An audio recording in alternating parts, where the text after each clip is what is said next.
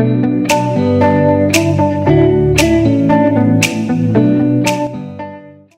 kita semua, Prof.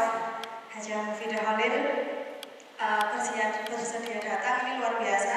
Kemarin kami berharap takut gitu, ketika menghubungi ada ketakutan jangan-jangan ini tidak bisa gitu. Ternyata ketika beliau menyanggupi, alhamdulillah luar biasa, karena menurut kami beliau ini ibunya gender di UIN Malang. Kebetulan saya mahasiswa UIN dulu ketika di PSG, belajar dari beliau juga. Saya akan membacakan kurikulum vitae. Saya yakin semuanya di sini sudah kenal siapa Bu Mufidah. Nama Prof. Dr. Hajah Mufidah Khalil MAG. Lahir di Bojonegoro 10 September 1960. Sekarang 60 tahun. Tapi masih muda Bu jiwanya ini, masih cantik juga. Bangga sekali, saya juga dari Bojonegoro Bu. Pekerjaan dosen Fakultas Syariah UIN Maulana Malik Ibrahim Malang. Jabatan Guru Besar Fakultas Syariah. Luar biasa. Alamat Jalan Simpang Neptunus Malang 8 Malang. Pendidikan terakhir S3 PPS IAIN Sunan Ampel Surabaya. Lulus tahun 2009. Bidang keilmuan Sosiologi Hukum Islam. Keahlian tambahan Gender dan Islam, kemudian Community Development. Pengalaman kerja atau organisasi, waduh, luar biasa ya. Ketua PSG UIN Malang 2000 sampai 2007. Wakil Dekan 3 Fakultas Syariah UIN Malang 2007 sampai 2009. Ketua LPM 2009 sampai 2013. Ketua LP2M UIN Malang 2013 sampai 2017. Ketua Perempuan Antarumat Beragama PAUB Malang 2002 sampai sekarang. Koordinasi Jaringan PSW PSG PTAI Jatim 2003 sampai 2008. Tim Ahli Pokja Pengarus Utama Gender Bidang Pendidikan Prof Jatim 2003 sampai 2013. Luar biasa ya. Pendiri atau wakil Direktur WCC Dian Mutiara Malang 2003 sampai 2008. Konsultan Gender dan Social Inclusion IAPBE 2005 sampai 2007. Konsultan Fasilitator Nasional PUG Bidang Pendidikan MGPM AIBEP 2008-2010. Kemudian anggota tim pakar PUG Bidang Pendidikan Kementerian Pendidikan Nasional 2010. Waduh, luar biasa. Koordinator Posdaya Berbasir Masjid Jatim 2010 sampai 2016. Tim ahli PSW ISNU Jawa Timur 2008 sampai 2023. Berarti masih menjabat ya Bu ini. Direktur LPMM Lingkar Masjid Malang. Kemudian owner Women Leadership Center El Safia Malang. Luar biasa, kita beri tepuk tangan untuk beliau. Beliau ini pakarnya gender. Jadi nanti kita akan mengupas bagaimana sih gender dan seksualitas. Walaupun sebagian besar mungkin sahabat-sahabat di sini sudah berkali-kali mengulas materi ini, tetapi saya yakin dengan Bu Mufidah pasti akan ada banyak yang tidak kita tahu ternyata. Mari kita kosongkan gelas bersama, kita isi kembali dengan ilmu beliau. Sahabat-sahabat di sini mungkin juga sudah tahu perbedaan gender dan seksualitas itu apa, bagaimana kita memaknai peran gender, kemudian yang sering timpang kadang antara gender dan seksualitas itu dimaknai salah begitu. Kita mengatakan bahwa ayo angkat kursi, ini pasti kan katanya gender begitu ya. Ayo cewek-cewek angkat kursi. Sering sekali kita di organisasi khususnya Ibu masih seperti itu. Nah, nanti kita akan kupas tuntas dan ditarik ke bagaimana sih kemudian kita mengenal ketimpangan gender di sekitar kita. Langsung saja saya serahkan ke beliau supaya biar semakin mantap mantap karena saya yakin sahabat-sahabat ini sudah penasaran dan sudah bersemangat. Monggo Ibu, saya persilahkan. Assalamualaikum warahmatullahi wabarakatuh. Bismillah, alhamdulillah, salatu wassalamu ala rasulillah wa ala alihi wa sahbihi wa mawala la hawla wa la quwwata illa billah. Apa kabar semuanya? Alhamdulillah. Sehat ya? Iya, luar biasa. Sebagian mungkin ada yang sudah kenal, sebagian lagi ada yang mengenal namanya karena mungkin pas terasani dengan siapa gitu ya. Nah, yang belum sekarang kenalannya. Tadi sudah diperkenalkan, jadi sebenarnya saya bukan satu-satunya ya, banyak pakar terutama di Jawa Timur ya, kita ya termasuk yang tua-tua itu di angkatannya Profesor Emi, Profesor Kepi, kemudian juga Bu Ida dari UM ya, Bu Sugiyarti, Dr. Sugiyarti. Jadi dulu angkatan tahun 90-an, 2000 awal ya, itu memang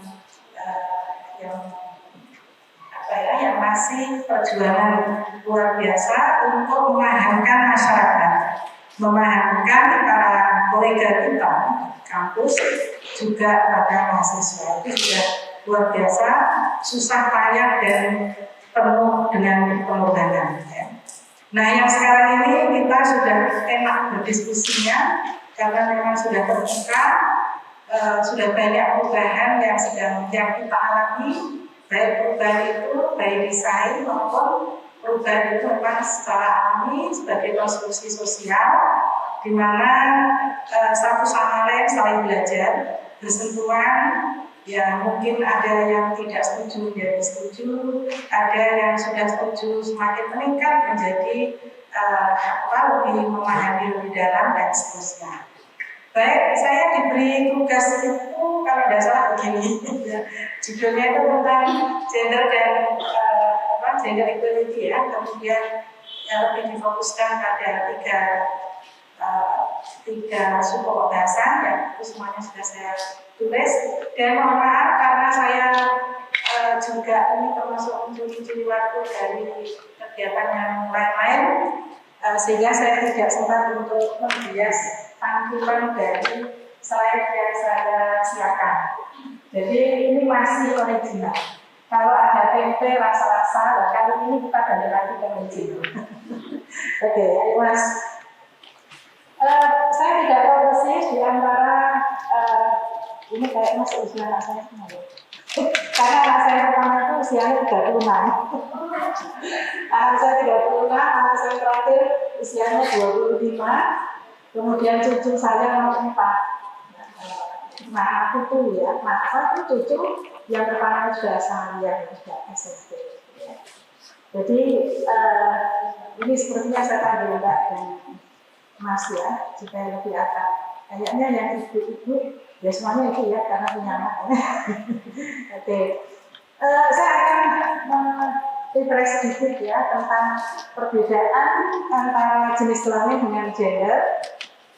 Saya sering membedakan ini ya, untuk antara seks dengan gender itu. Kalau jenis kelamin itu saya menggunakan kata perbedaan karena memang itu sudah berbeda dari sononya. Sedangkan yang gender saya gunakan kata pembedaan. Itu sejak tahun 2005 saya menggunakan istilah ini akan memudahkan orang ya, karena kalau pembedaan itu ada sebuah proses sosial.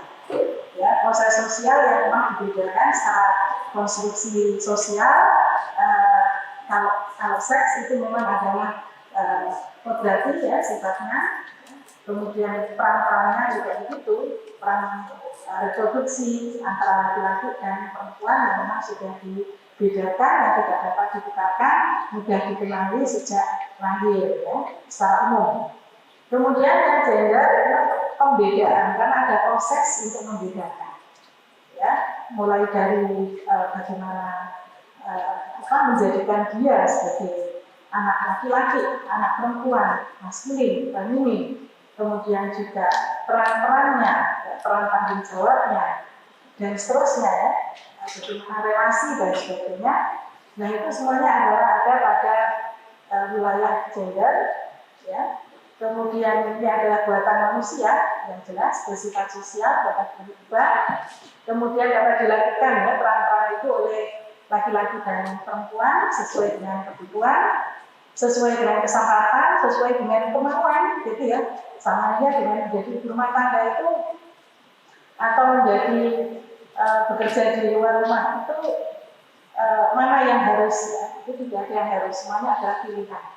Buat perempuan boleh dia menjadi ibu rumah tangga, boleh dia menjadi wanita karir atau dia bekerja di sektor-sektor di luar rumah atau publik. Kemudian juga tergantung pada waktu, ya. Ternyata kan benar, waktu dan juga perubahan-perubahan itu akan menggeser juga perubahan peran-peran gender, ya.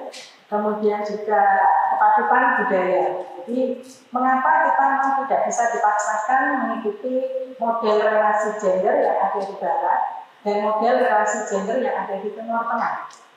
Ya, karena kita punya budaya yang nanti kita akan bicara gender norm ya, norma-norma gender ya. Semuanya itu menjadi ciri khas atau karakteristik dari di mana, dan itu tidak bisa dibiarkan. Sekalipun kita punya problem yang sama secara global, atau kalau dilihat dari feminisme multikultural, ya, itu akan kelihatan benar itu problem-problem perempuan di tingkat global, tapi masih ada dalam penerapan relasi gender dalam kehidupan ini punya corak yang dipengaruhi oleh budayanya masing-masing. Yang penting budayanya yang tidak diskriminatif. Itu yang kita bangun. Jadi kita tidak lagi kalau sudah bicara gender harus mengikuti budaya tertentu, tidak. Ya, yang penting indikator-indikator kesetaraan gender itu yang kita pegangi, dan disitulah sesungguhnya gender equality itu sudah memenuhi ya, indikator-indikatornya. Lanjut. Nah, kalau kita berbicara tentang gender, sebenarnya adalah kita bisa melihat dari sifat seksual oleh Wilson dan Foster. Ini sudah lama sebenarnya. Jadi ada gender identity, ada gender role, ada gender orientation, kemudian juga ada gender cognition. Nah dari empat ini nanti cikal bakal dari mengapa kemudian terjadi diskriminasi gender, ada kesenjangan, ada ketimpangan dan sebagainya. Jadi kalau dalam gender identity nanti kita akan jelaskan tersendiri gender role, ya, transgender. Ya, jadi kalau identitas itu kan bisa dilihat. Kemudian ada orientasi gender, ya. Yang terakhir itu adalah ada aspek kognitif ya, yang di situ itu juga berkaitan dengan persoalan hormon otak, ya. Kemudian ada, ini menurut yang punya ilmu ya katanya.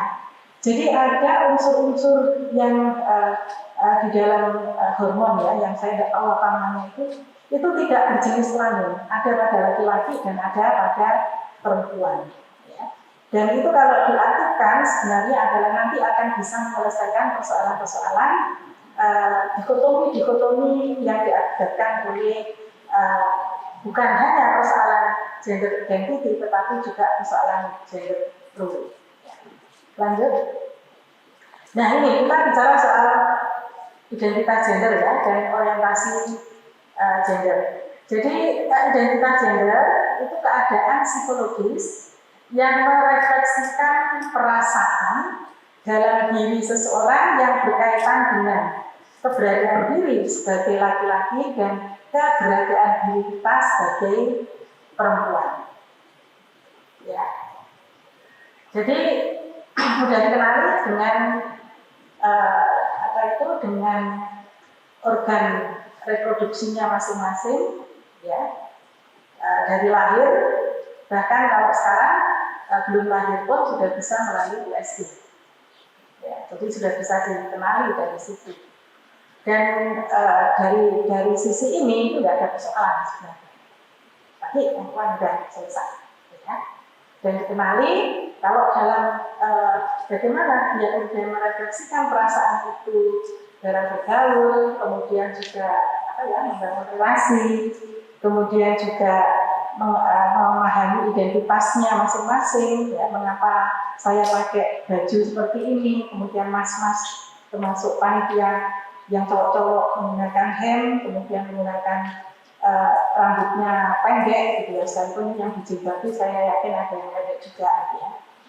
Tapi identitas itu secara sosial juga bisa dikenali ya, karena itu adalah sebagai ekspresi bahwa dirinya ini adalah perempuan, yang satunya lagi dirinya adalah laki-laki.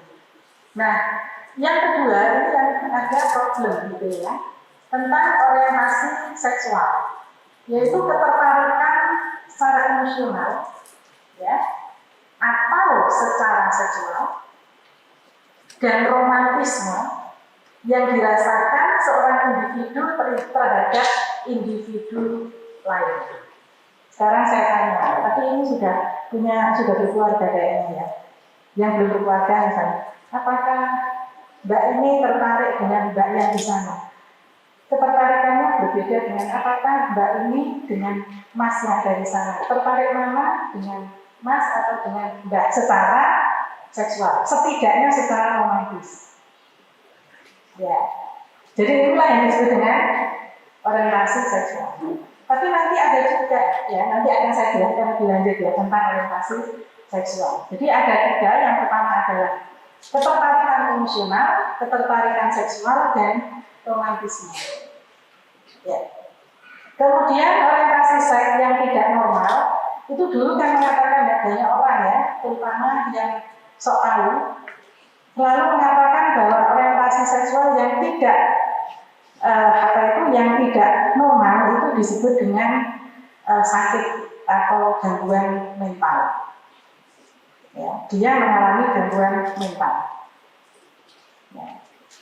Jadi setelah diteliti, ternyata itu tidak semuanya gangguan mental. Ya. Ada yang karena memang hormon, ada yang karena gen, ya. Dan ada juga yang salah dalam pengasuhan. Ya, mungkin yang salah dalam pengasuhan inilah yang berbeda gitu ya dengan yang saya sebutkan yang kedua itu. Oleh karena itu sekarang itu tidak bisa disebut dengan gangguan mental, tetapi disebut dengan gender dysphoria. Ya, jadi kebingungan gender, kebingungan gender atau confuse begitu. Oke. Nah sekarang untuk jenis-jenis orientasi seksual, ya kalau kita bicara yang laki perempuan memang sudah biasa gitu ya. Tetapi ini ada di sekitar kita, karena kita akan bicara soal demokrasi, ya, demokrasi dan hak. Yang pertama itu ada yang disebut dengan heteroseksual, itu yang biasa ada yang saya sebutkan, saya contohkan ya, tertarik pada lawan jenis normal. Ya. Kemudian ada homoseksual yang tertarik sesama jenis. Kita tidak bicara soal ini baik buruk atau apa, tapi saya akan jelaskan secara konsep dulu ya. Kemudian ada model biseksual, itu tertarik pada laki-laki dan perempuan. Ini yang tolong ini ACDC. Ya, itu juga ada di sekitar kita. Itu juga bagian dari gender ya. Kemudian ada aseksual, jadi dia tidak tertarik secara seksual. Jadi hampa adalah laki-laki ya biasa aja, dan perempuan ya biasa aja gitu ya. Mungkin kayak orang berdiri atau apa begitu yang sama sekali tidak punya ketertarikan. Kemudian ada juga model aromantik, jadi dia tertarik secara romantisme seksual aja. Jadi dia tidak punya keinginan untuk yang lain, misalnya sampai memiliki, sampai ini enggak, dia hanya sampai kepada romantisme aja. Kemudian ada yang model androseksual, yaitu tertarik pada pria maskulin, meskipun dia sendiri itu punya orientasi seksual yang lain. Nah, ini makanya kan disebut dengan kacau-kacau ya, kacau.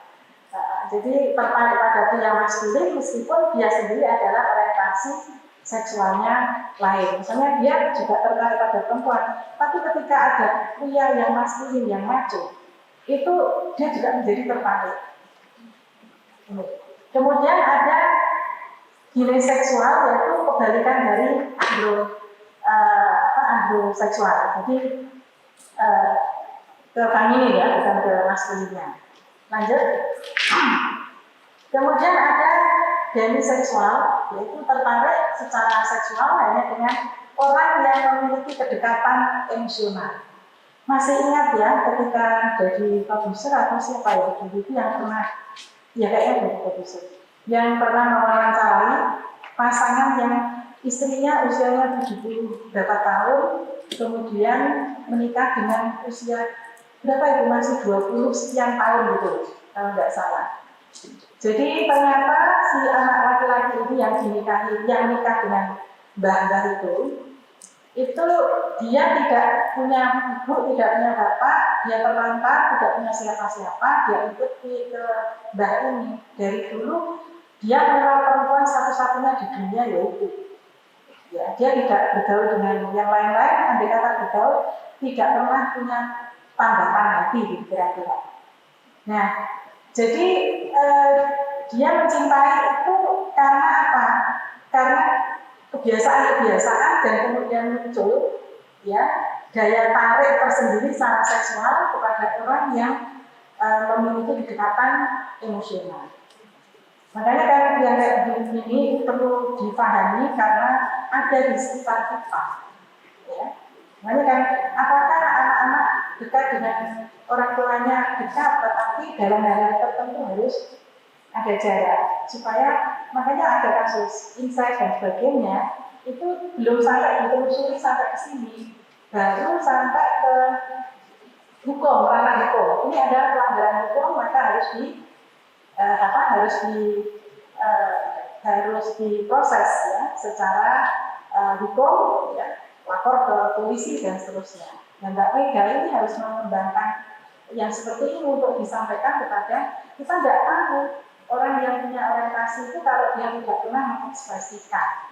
Ya, yang susah itu dia mengekspresikan, tapi kemudian menjadi sesuatu yang spektakuler gitu loh. Tiba-tiba dia yang tidak terduga akhirnya dia melakukan sesuatu yang pada umumnya ya seharusnya dia tidak lakukan. Kemudian ada juga yang model panseksual atau omniseksual, itu tertarik pada semua jenis kelamin, baik yang hetero, homo, transgender dan yang tidak jelas gendernya. Jadi ini geleman Bapak. Model geleman. Terus pokoknya apa ya? Semoga tidak kucing, anjing dan seterusnya. Ada yang model kayak begini. Ini nanti apakah ini sakit atau tidak itu Mbak Mega karena saya bukan orang psikologi. Kemudian ada skolios orang yang merasa tulisannya salah-salah. Bacanya ya, itu ada merasa tidak tertampung dalam kategori di atas. Jadi sekian banyaknya itu dia tidak masuk. Itu juga ada. Terus sama lapor dia, sama hilangkan orientasinya kayak apa. Nah, yang seperti ini juga ada gitu. Tapi beda dengan yang tadi yang dia sama sekali tidak punya orientasi seksual, beda lagi. Kalau itu memang benar-benar tidak punya orientasi seksual. Tapi kalau ini dia merasa saya tidak kayak ini, kayak ini tidak. Karena di Thailand itu kan gender itu ada jenis kelamin itu ada 19 ya, yang diakui oleh negara. Ya. Kemudian kalau di Indonesia kan memang hanya 2. Tetapi yang lain-lain itu berkeliaran ada. Hanya dipantau sesuai dengan dandanannya. Kalau dandanannya laki-laki maka dia jadilah laki-laki, kalau perempuan jadilah perempuan. Ya kayak Melendaru itu dia bisa sholat Jumatnya pakai laki, tapi kalau dia lagi nongkrong pakai perempuan. Nah yang terakhir ini ada namanya skolioseksual, yaitu tertarik pada orang yang berjenis kelamin netral atau jenis kelamin spesifik lebih pada ketertarikan karakter. Jadi senangnya itu bukan karena laki perempuannya, tetapi lebih ke karakter yang merasa dia nyaman, ya, kayak gitu. Jadi tidak semuanya mereka itu mesti menginginkan hubungan seks. Ada model-model romantisme, ya. Jadi ini luar biasa kalau kita bicara soal gender, ternyata tidak hanya laki-laki dan perempuan. Ya, sekalipun di Indonesia kita masih dipaksa untuk laki-laki dan perempuan karena agama dan budaya kita tidak belum bisa menampung atau mungkin tidak akan menampung untuk selamanya. Nah, sekarang sebagai pengusung demokrasi, apa yang akan kita lakukan dengan sekian banyak orang yang memiliki, saya tidak menyebut kelainan, tetapi memiliki kondisi yang berbeda. Ya, mereka juga manusia, mereka juga, makanya ya, jadi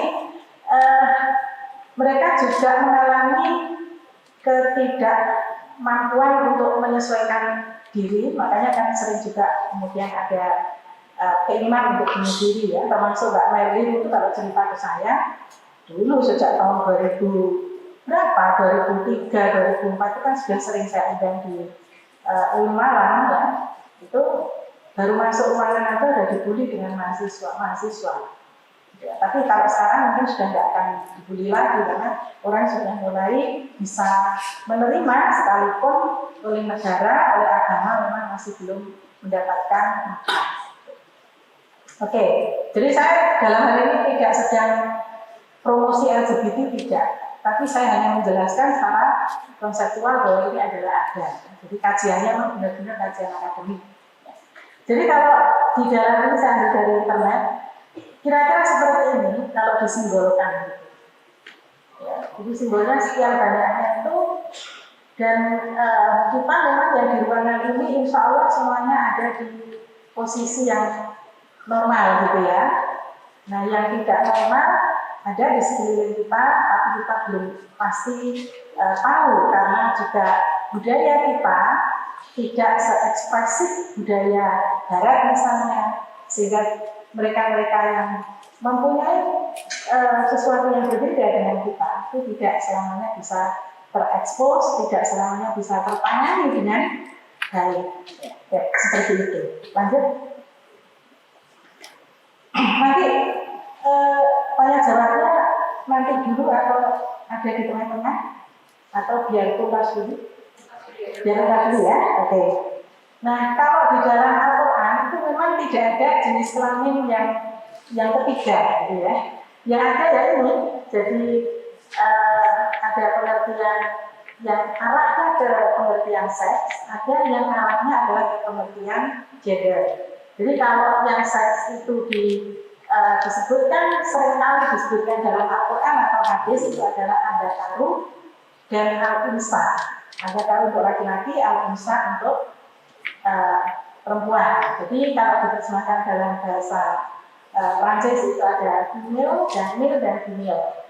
Nah ini digunakan untuk semua jenis, apakah itu manusia, binatang, tumbuh-tumbuhan, ya. Bahkan semua yang berpasangan seringkali disebut laki dan perempuan ya. Tetapi kalau itu adalah manusia, binatang, ya, maka disebutnya dengan jantan dan betina ya, selain manusia, wajar dan nanti perempuan. Nah sekarang kita bergeser ke yang sebelah, ada kata Ar-Rijal dan An-Nisa. Kalau Ar-Rijal itu adalah men, maskulin, laki-laki dewasa. Kalau An-Nisa itu adalah woman, feminin, perempuan dewasa. Mengapa ada kata dewasa? Karena Rijal Nisa itu hanya untuk manusia yang menunjukkan pada kualitas moral dan budaya seseorang. Jadi kualitas moral melihat budaya, melihat dia sudah berperadaban dan sebagainya itu adalah dari Rijal dan Nisa. Makanya dalam perkawinan itu yang menikah harus Rijal dan Nisa, tidak boleh kemudian Rijal menikah dengan unsa. Unsa itu ya anak-anak itu. Ya, jadi kalau perkawinan anak-anak sebenarnya itu perkawinan yang tidak seimbang. Yang satu masih belum memiliki kemandirian, kedewasaan dalam bentuk apapun, ya, atau KDRT, ya, KDRT. Pelaku KDRT itu sebenarnya dia sudah keluar dari arijal karena dia bukan makhluk yang berperadaban. Kembali kepada sifat binatang dan tumbuh-tumbuhan, binatang ya, bukan tumbuh-tumbuhan. Kembali ke sifat binatang atau bisa disebut dengan adakaru, dia bukan arijal. Makanya kemudian boleh mengajukan perceraian. Kalau yang perempuan yang ini tidak bisa disebut anisa, dia disebutnya adalah al-unsa. Jadi jantan, betina, bukan lagi disebut dengan wanita atau perempuan. Nah ini kalau di dalam Islam seperti itu. Misalnya tentang wali dakari itu hadir unsayain, ya, di situ disebut adakaru wal unsa karena konteksnya adalah waris. Kalau waris itu asalkan bayi sudah lahir maka dia sudah berhak mendapatkan waris, tidak perlu persyaratannya dewasa. Tetapi kalau melakukan transaksi jual beli, melakukan perkawinan, ya, dan tugas-tugas yang lain dalam kehidupan itu disyaratkan dewasa, maka menggunakan arijal dan anisa. Lanjut. Nah, sekarang kita bicara soal maskulin dan feminin. Ya. Jadi setiap laki-laki dan perempuan itu memiliki sifat maskulin dan feminin. Dan itu di kalangan para sufi, kalau di dalam Islam, itu memang dibenarkan. Ya, menjadi kajian yang biasa aja gitu ya. Jadi laki-laki perempuan itu memang dia punya sifat maskulin dan feminin. Kemudian ada Plotinus ya dengan teori emanasi itu kemudian dikembangkan dalam tasawufnya Ibnu Arabi ya dengan teori tajaliyah.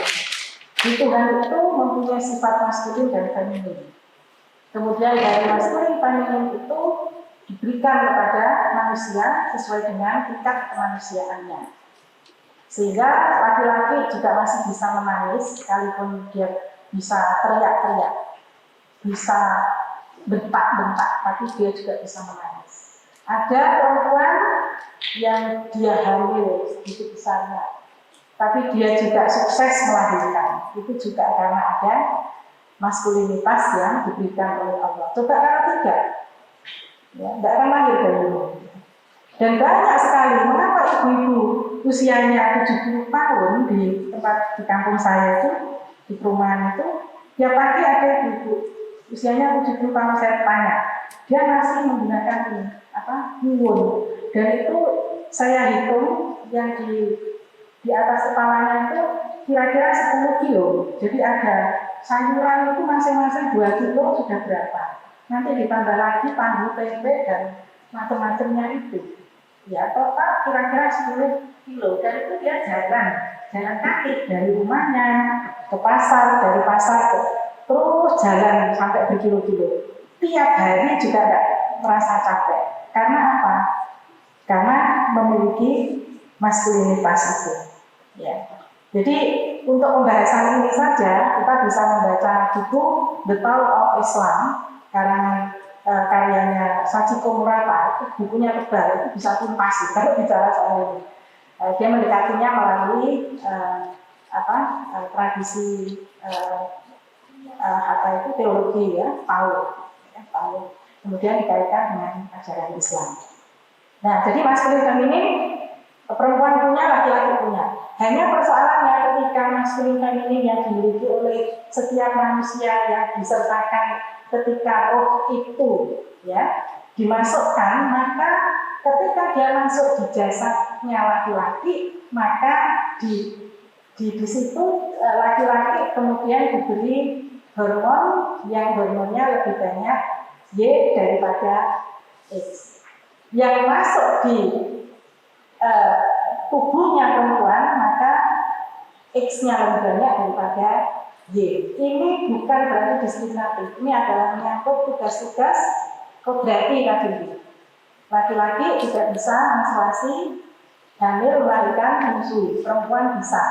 Oleh karena itu oleh Allah disetting sedemikian rupa. Nah, jadi ini semuanya adalah kita kembalikan lagi. Kalau sudah seperti ini, menjadi laki-laki, menjadi perempuan itu sudah ada kelas sebenarnya. Membangun demokrasi sangat mudah ketika kita memahaminya dari sesuatu yang sangat fundamental, yang sangat mendasar, bahwa semua diciptakan oleh Allah dari bahan yang sama, semua diciptakan oleh Allah ya, dengan derajat yang sama ketika dia dilahirkan. Kemudian amal ibadah ketapaannya ya, itu sudah usahanya masing-masing dari manusia. Oke. Kemudian yang kedua, gender role ya, yang tadi saya sebutkan. Ini kemudian dilanjutkan dengan division of labor yang memaksakan laki-laki dan perempuan harus terkotak dalam maskulin laki-laki dan feminin perempuan. Contoh, kalau anak perempuan diajari masak, anak laki-laki kalau ingin masak, gak usah masak, gak usah masuk dapur, nanti dari berhasil larang gitu. Dikaitkan dengan mitos-mitos. Ya, kalau yang belajar ya, dan itu pun tidak hanya sampai di situ, karena kebiasaan-kebiasaan, maka ibu memasak di dapur, bapak pergi ke kantor. Ketika itu dibalik, sudah terasa tidak nyaman, karena kebiasaan. Padahal juga banyak ya, bapak bekerja di rumah, ibu bekerja di kantor, itu juga sesuatu yang bukan kalau sekarang bukan sesuatu yang aneh gitu. Tapi ketika itu dikembalikan lagi kepada konsep, pasti dia akan menjawab seperti itu. Misalnya pasangkanlah, ini gambarnya laki-laki, gambar perempuan. Terus di situ ada kursi presiden dengan yang satu lagi menteri. Pasti nanti yang dipasang ke kursi presiden itu fotonya laki-laki. Yang perempuan ditaruh lagi menteri. Nanti kalau ada yang lebih bawah lagi, mungkin perempuannya akan ditaruh di paling bawah. Dan itu tidak sengaja ya, di mahasiswa pun saya sering.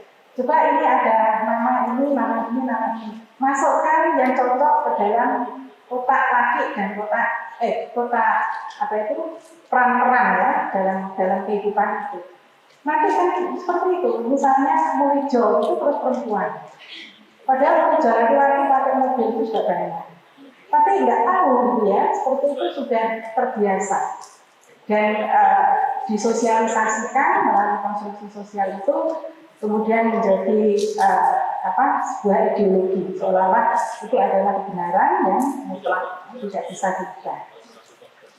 Kemudian dampaknya apa?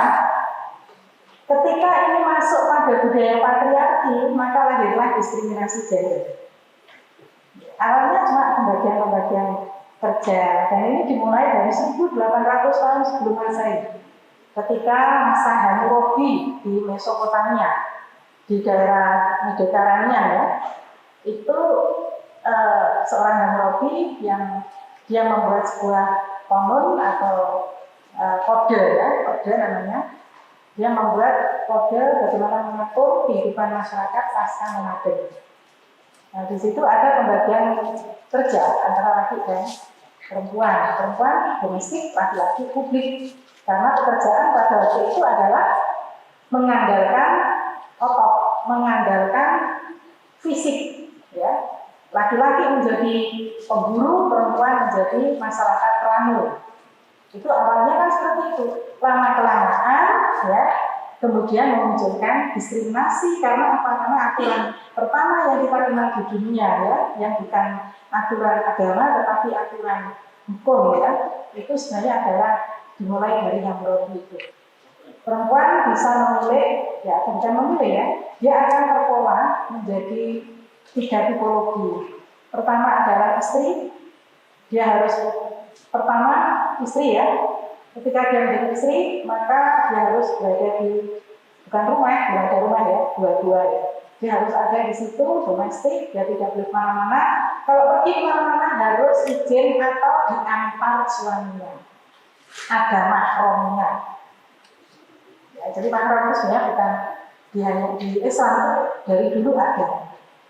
Pada saat Nabi Muhammad, mahram itu masih eksis karena apa? Situasi perempuan pada waktu itu belum kondusif seperti sekarang. Kalau sekarang saya kesini Ada yang menanyakan, Bu kok sendirian, kok gak diantarkan bapak? Kuno teman juga. Pertanyaan yang jadi. Terus ditanya tadi ya mas ya, kok gak bapak sopir gitu? Aduh enggak, sopir itu kok enggak ada itu nek loro mentang ini kita sekolah dan seterusnya. Jadi kalau kita sudah terbiasa mandiri, saya usia 60 begini ya masih biasa kok penganjuk itu sendiri, Bojonegoro sendiri ya udah masih biasa gitu ya. Jadi ya nggak ada sesuatu yang dikeluhkan kalau kita sudah terbiasa. Nah kembali ke yang tadi itu, pertama adalah dia tidak boleh kemana-mana tanpa izin atau diantar oleh suaminya. Karena memang bahaya keluar dari situ ada narkoba, ada perampok dan seterusnya. Karena pertarungan setelah Pasar Nomaden itu kan pertarungan antar suku itu cukup kuat sehingga muncul namanya peperangan. Dulunya tidak ada peperangan Nomaden itu. Hanya pindah kalau ini sudah duduk ke sana, nanti yang sini duduk ke sini, wilayahnya masing-masing. Nanti kalau sudah habis sumber daya alamnya sudah pindah lagi. Ketika ini orangnya sudah semakin banyak, akhirnya membuatlah negara kota atau futuristik, di mana di situ ada perempuan yang sedang hamil, baru melahirkan, ada lansia yang sakit, ada anak kecil yang bayi yang sakit dan seterusnya. Akhirnya dibuatlah laki-laki yang nomaden, sedangkan perempuannya harus stay di situ. Tetapi karena laki-laki nomaden itu tidak bisa tidak tanpa perempuan, maka setiap peperangan kalah dia harus menyerahkan atau ada harta rampasan berikut sak perempuan-perempuannya. Inilah cikal bakal adanya budak perempuan, dan yang kedua adalah pelacur. Jadi konsep pelacuran tertua di dunia itu 1800 tahun sebelum Masehi. Jadi sebelum Nabi Isa lahir 1800 tahun. Ya, jadi sudah sangat lama pembagian tugas ini, ya, publik domestik. Kemudian yang berikutnya, perempuan yang menjadi istri itu dia harus difitnah supaya dia tidak punya libido seksual, sehingga kalau ada cowok lewat dia tidak tertarik. Gitu. Jadi dia dipaksa untuk menjadi orientasi seks yang berbeda tadi ya. Kemudian dia harus pakai cadar. Jadi cadar itu bukan dari Islam, tetapi itu sudah ada sejak zaman Hammurabi. Mengapa mengotot ini Islam yang kafah? Itu adalah pakai cadar. Yo sakarepmu ngajeno oleh ngudulin kurang adol. Ya kan, oleh ngaji untuk guru sak penake. Kan gitu. Ngopi nek kurang akeh, campuran kurang suwe. Ya gitu aja enggak apa-apa gitu ya. Tapi bagi yang menisik menelusuri di literatur dengan cara yang benar, dengan guru yang benar, dengan literatur yang benar, yang menemukan seperti itu. Nah, ini loh ya, jadi banyak hal yang persoalan gender dan seksual itu yang kemudian kita tidak tahu aspek historisnya dan sebagainya yang membuat kita sendiri menjadi bingung.